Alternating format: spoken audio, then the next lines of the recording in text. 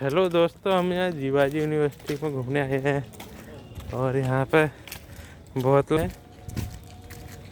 यहाँ पे देखो, ये पेड़ वेड़ लगे हुए हैं और ये लोग घूम रहे हैं। और यहाँ पे बहुत सारी चीज़ें पढ़ाई जाती हैं और यहाँ पे गार्ड भी बैठे हुए हैं। सारे तरीके की चीज़ें पढ़ाई जाती हैं और काफ़ी बड़ा यूनिवर्सिटी है। और यहाँ पर एक सिंधिया प्रीमियर लीग चल रही है इसमें, जो कि इंडिया प्रीमियर लीग की तरह है। इसके बारे में और थोड़ा जानकारी देना, क्या होती है सिंधिया प्रीमियर लीग दोस्तों? तो आगे करो ना, इससे आगे की रोड। सबसे पहले तो मैं अपने साथी को धन्यवाद देना चाहूँगा। ये छोटे भाई हैं, इन्होंने मुझे मौका दिया आपसे बात करने का। तो एक महत्वपूर्ण विषय पे हम लोग चर्चा कर रहे हैं, जो कि है जीवाजी यूनिवर्सिटी और इसमें होने वाली सिंधिया प्रीमियर लीग। ये सिंधिया प्रीमियर लीग एक बहुत ही महत्वपूर्ण लीग है, क्योंकि यहाँ पे भिन्न भिन्न स्कूलों से जो अच्छे खिलाड़ी हैं वो आके पार्टिसिपेट कर रहे हैं। और एक तरह से मान के चलिए कि हमारे भविष्य के खिलाड़ी तैयार हो रहे हैं और आगे चल के आपको इसमें से कुछ चेहरे इंडियन प्रीमियर लीग में और कुछ इंटरनेशनल मैचेस में भी मिलेंगे। तो ये लीग बहुत महत्वपूर्ण है हम सब के लिए और हम सब भाग्यशाली हैं कि हम लोगों को मौका मिल रहा है कि ऐसे समय में रह रहे हैं जब हमारे आसपास सभी प्रतिभाओं को कुछ ना कुछ करने का मौका मिल रहा है और कुछ सभी का भविष्य बन रहा है। और हमको एक ऐसा भविष्य दिखाई दे रहा है जहाँ पे आपको हर जगह टैलेंट पूल रेडी होता हुआ मिलेगा कि यहाँ भी एक टैलेंट पूल है, यहाँ भी एक पूल है, और फिर उनमें से टैलेंट पूल में से कुछ विशिष्ट प्रतिभाओं को चुना जाएगा। हालांकि ये हर जगह हो रहा है, बट इस तरह के प्लेटफॉर्म बनना और फिर इस तरह की चीज़ें मिलना एक बहुत ही सुकून वाला वातावरण क्रिएट करता है, क्योंकि हमको फिर पता है कि है ना, अब हमारे पास बहुत सारे ऑप्शंस होंगे। ये हालांकि ये कोई नई चीज़ नहीं है, शुरू से ही ये इस तरह का कार्य चल रहा है, हमेशा से ही प्रतिभाओं को ऐसे ही चुना जाता है। बट अगर आप इस तरह के चीज़ों को लगातार करते रहेंगे तो आपके पास नए नए तरीके आते जाएंगे और उसमें से सिंधिया प्रीमियर लीग एक विशिष्ट उदाहरण माना जा सकता है। तो ये तो एक साधारण बात हो गई जो मैं आपको बताना चाह रहा हूँ कि सिंधिया प्रीमियर लीग होने से हमको मतलब कि उसके बारे में कोई चर्चा करना चाह रहे हैं, पर इसके कुछ विशेष बातें आपको बताएंगे। चलो, अभी हम लोग एक जगह आए हैं, यहाँ पे एक माता सरस्वती की मूर्ति है। सरस्वती माता के दर्शन। हाँ, सबसे पहले उनके दर्शन बहुत महत्वपूर्ण हैं, क्योंकि वो ही ज्ञान की दायिनी है। सब लोग उन्हीं से बहुत कुछ सीखते हैं।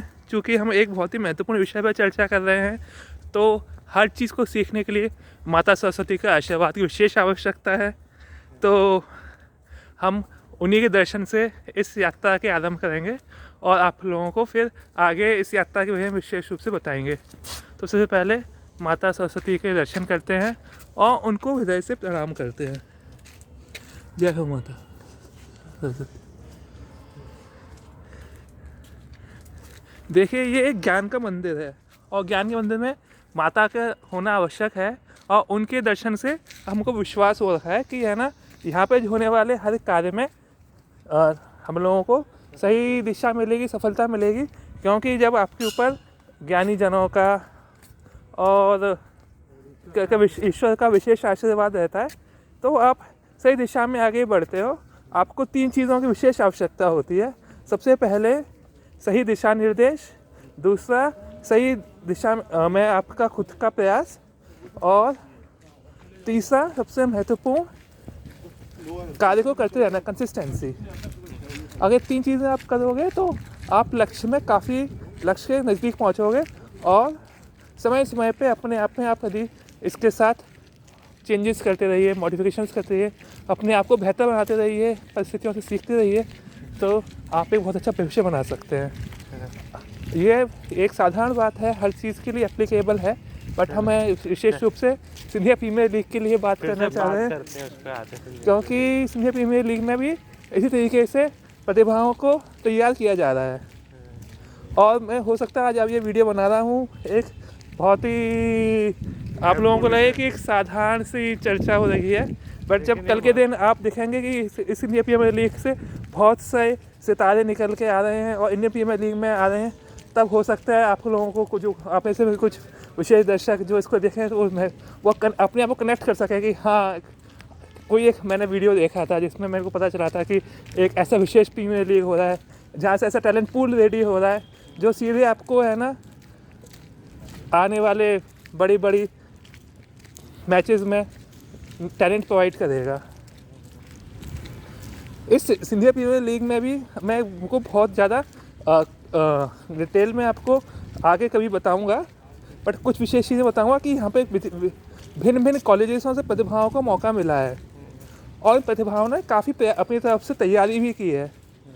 और इसके बाद यहाँ की जो परिस्थितियाँ हैं जहाँ पे मैचेस वगैरह हो रहे हैं वो भी है ना इंडिया के भिन्न भिन्न क्षेत्रों की परिस्थिति के अनुकूल है, तो इस तरह से उनको हर तरह की परिस्थिति के लिए तैयार किया जा रहा है।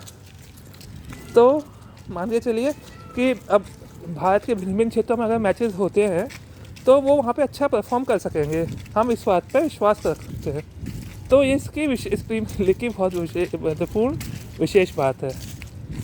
अब कुछ इसके विषय में मैं आपको बाद में बताऊंगा, क्योंकि इसके लिए मुझे थोड़ा सा अभी अध्ययन करना पड़ेगा ताकि मैं जो आपको फैक्ट्स दूँ वो बिल्कुल एक्यूरेट हों, उनमें कोई मिस्टेक ना हो।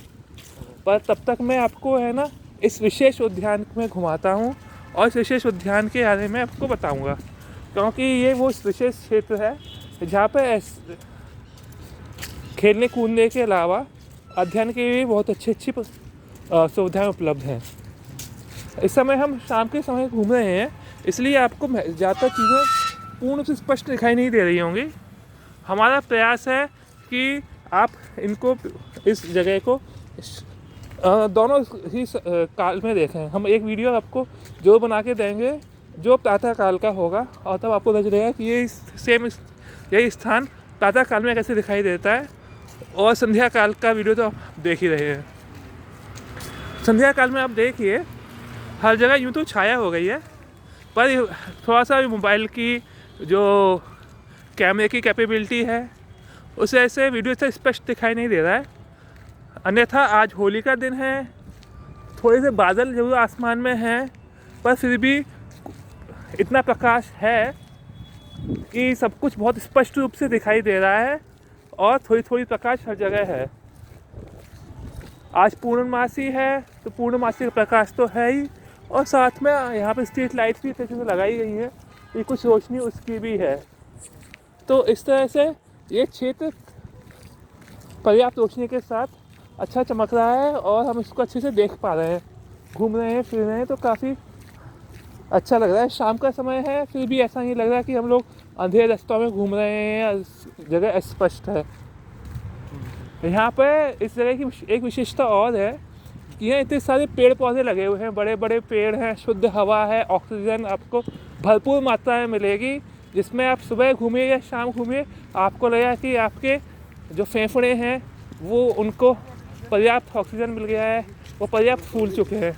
विशेष रूप से अगर आप यहाँ पर आके दौड़ेंगे तो आपको विशेष संतोष मिलेगा, क्योंकि दौड़ने के बाद जो आप हवा खींचेंगे और अपने अंदर ऑक्सीजन भर लेंगे, आपके फेफड़े ऑक्सीजन से भरपूर हो जाएंगे, तब आप अलग तरह की ऊर्जा का एहसास करेंगे।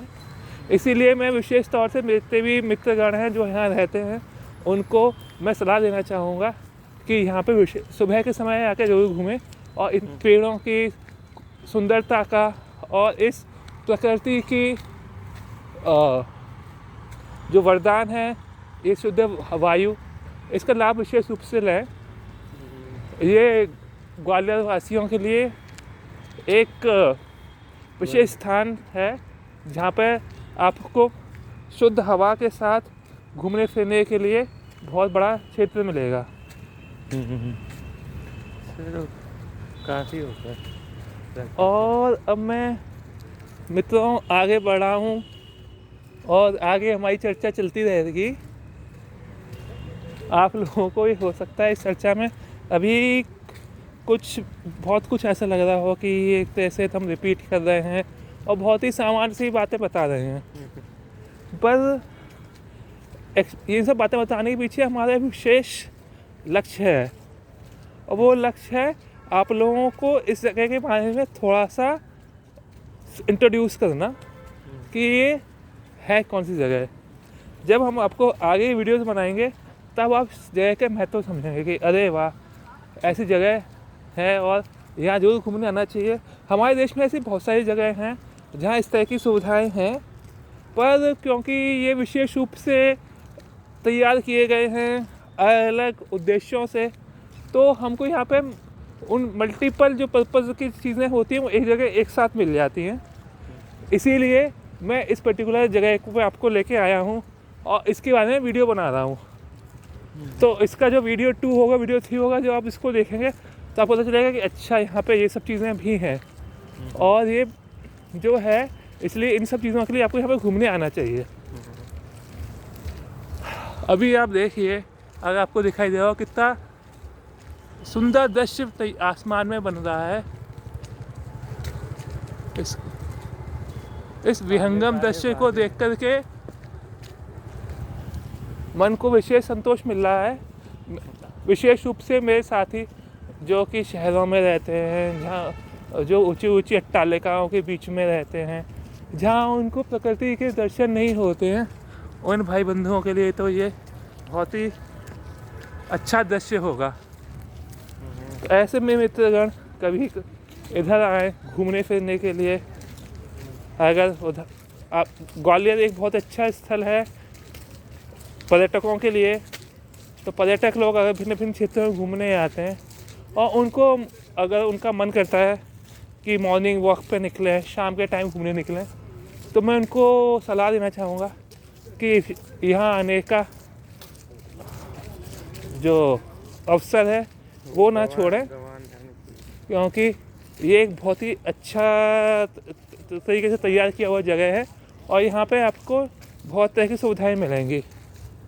अभी मैं देखो एक अलग स्थान पे आ गए। यहाँ पे आपको दिखाई देगा प्रकाश, पीले पीले पत्ते गिरे हुए हैं।